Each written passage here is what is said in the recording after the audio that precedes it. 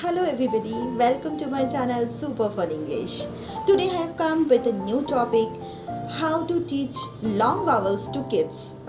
So what are the prerequisites before you start long vowels with kids? The kids should know the short vowels and the CVC words. So I have made a separate video how to teach short vowels to kids. I will share the link in the I button in the description box as well.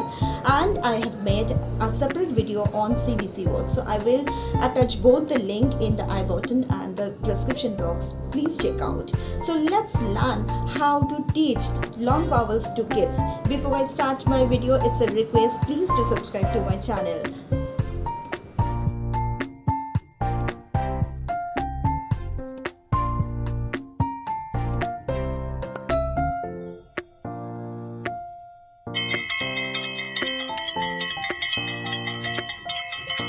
Now let me show you a very creative way to introduce long vowel sound to kids. The prerequisite of long vowel sound that they should know the short vowel sound. So I have made already a separate video on the short vowel sound, which the link I will share in the I button or in the description box, so you can check out this. So first I have taken a palm. This is your palm. So how many fingers we have? We have 5 fingers and we have 5 short vowels. A, E, I, O, U. So these are our vowels. Now we will learn the long vowels. Long vowels when the two vowels comes together. So the first is A, I. So when two vowels does the walking, the first vowel does the talking. So what is the first vowel? A. So what will be the sound? Long A.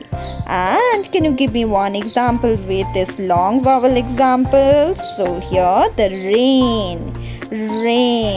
So here we are doing the long vowel pronunciations like this.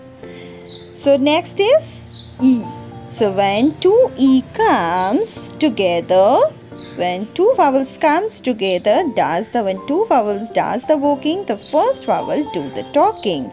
So what is the sound? E. So what will be our sound here? The long E. And one more example is meat.